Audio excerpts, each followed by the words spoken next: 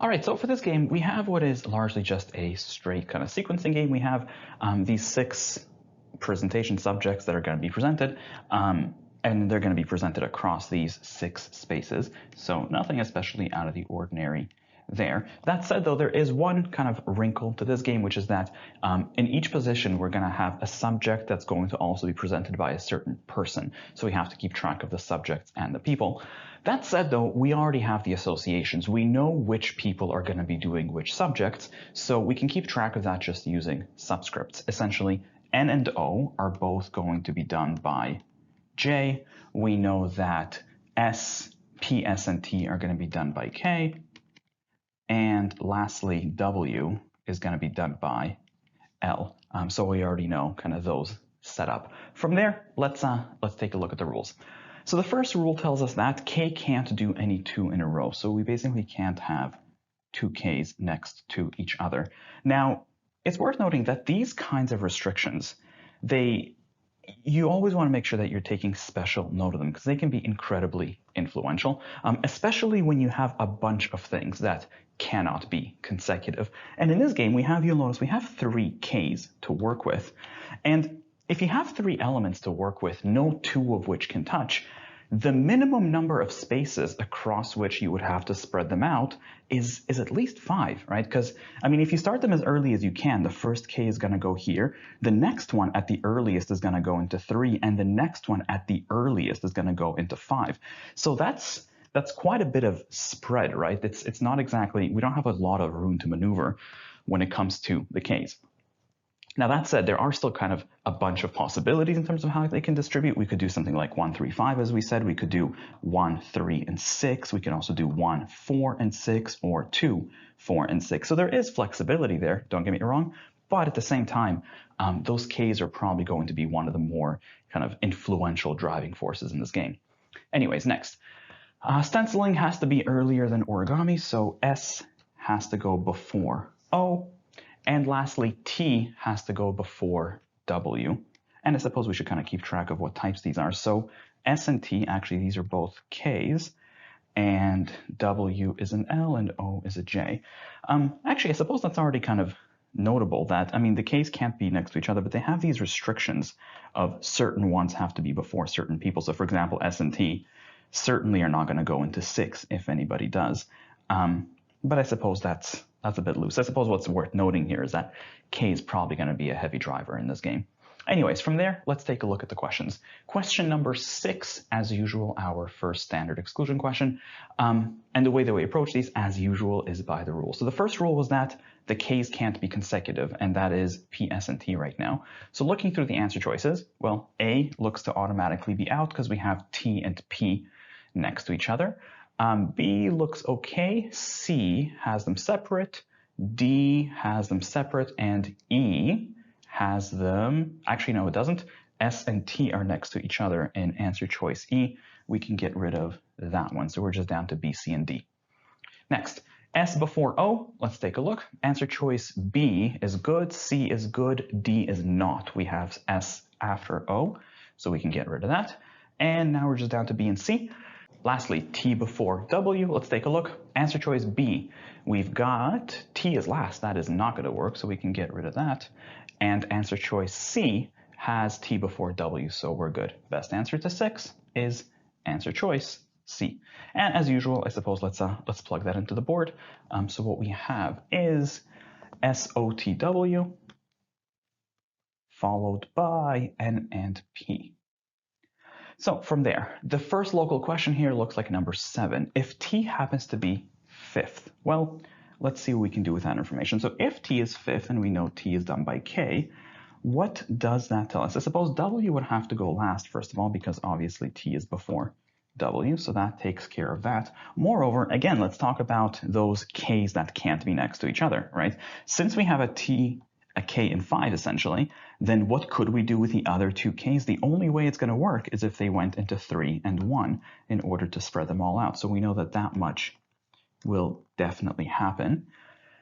Otherwise, the only other restriction that remains really is this S before O rule. And we have plenty of kind of flexibility there, right? We could put an S over here and O over there, or we can put an S over here and then O could go into either one of these.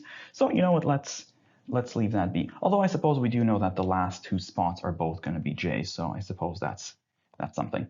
So the question itself now asks, which of the following now could be true? Answer choice A, n goes sixth. Could we do n in 6? And no, that certainly wouldn't work. Answer choice B, could we do p in 4? And no, because p happens to be done by k and this has to be j, so that's not going to work. Answer choice C, could we do s in 2? And no, again, wrong person. Answer choice D, could we do s in 3? And maybe we said s is done by k and that could go over here. That seems plausible. Answer choice E, w is second, and no, w is already in 6. So best answer to question 7 is D. Next, question number 8 is our next local, which says if n happens to be first. Well, let's work it out.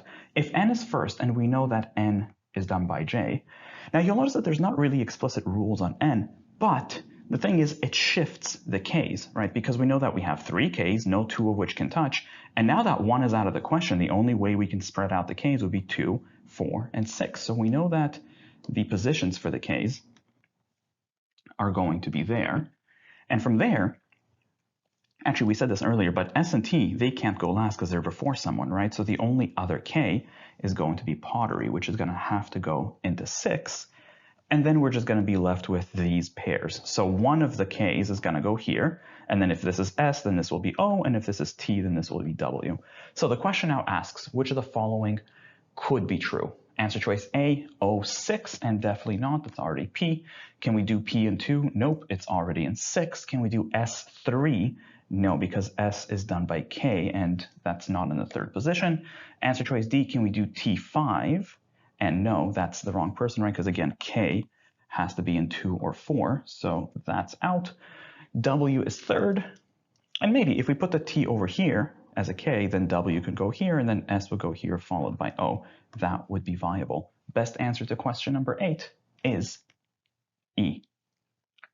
Next, question number 9. So 9 is global. We'll come back to this one in a second. Let's take a look at 10. So number 10 says, if n happens to be 6th, well, let's see what we can do. So n happens to be a j, which again, now that we locked out the 6th position, essentially all of the k's are going to lock into place, right? Because the only way to spread out 3 k's across these 5 would be to put them into 1, 3, and 5. So we know that the k's will go accordingly. And from there, actually, we get a similar kind of situation as we had over here. S and T can't possibly go 5 because they would have to have O or W after them. So this would have to be P.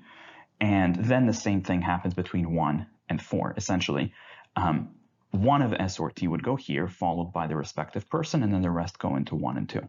So to the question, what must be true now? Let's take a look. O is in 4, and we don't really quite 100% know what's between 1 and 4. P is in 5, and yeah, there it is. P definitely has to go 5th. Best answer to question number 10 is B. Next, looks like the rest are globals. Let's take a look. Number 9. J cannot give both of which presentations? So let's take a look. Answer choice A. Could we have J go into 1 and 3? Now, historically, we haven't quite seen J go into 1 and 3, but would there be anything wrong with that? Because, I mean, if we put the J's into 1 and 3, the K's could potentially still do 2, 4, and 6. And I think these should be okay. I don't see any issue here. So A seems like it should be fine. Answer choice B, could we do 1 and 4? So if you put the J here and another J, oh yeah, that's going to break. So if we do 1 and 4, then we could only fit 1 K between these two positions and 1 K between these two positions, but then we need a 3rd K to go somewhere. So that would not work. The best answer to question number 9 is B.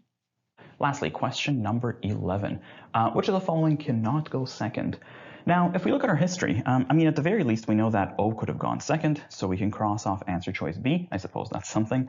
And moreover, to be honest, we can do a little bit more damage with these two scenarios because they were kind of almost identical. And what would have happened here is in these 4 positions, we would have basically had either SO followed by TW, or we would have had TW followed by SO. So this easily could have been S or T. That could have happened.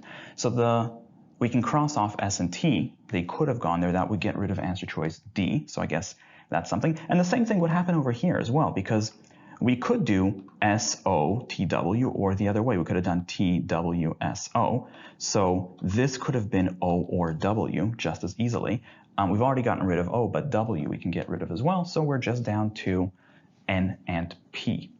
Now between N and P, I suppose, let's talk about P first, because so far, because S and T have had to have somebody after them rather, P's always been the kind of character that's always gotten pushed towards the right side of the board. Maybe there's something to that. Could we put a P into the second position? So worst case scenario in this kind of situation, just try things out. And yeah, here we go, this breaks. Because if we put the P into the second position, the K distribution is going to have to be 2, 4, 6. There's only one way to make that work. But now we're stuck with a K in the sixth position who is not a P. And that means either S or T would have to go there, and then O or W would have nowhere to go. So P, therefore, cannot go second. The best answer to question number 11 is C. For the record, worst case, if you wanted to go the other way and see what happened, you could have just tried the N. So if we did that, if we put the N in this position, I suppose we would have had to distribute the P's across 1. Sorry, not the P's, rather the K's, would have had to go across 1, and then we have probably a little bit of flexibility. But say we did something like 1, 3, and 5. This seems pretty safe, doesn't it? Because as long as we have something like S before O and T before W, P can just go here. Everybody's happy. So this certainly would have worked. Either way, best answer to question number 11 is C.